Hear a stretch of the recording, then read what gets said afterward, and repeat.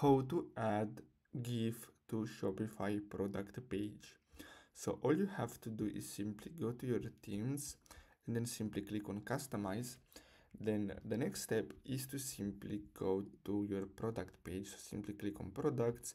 Then you're gonna have to select your product where you want to add that GIF.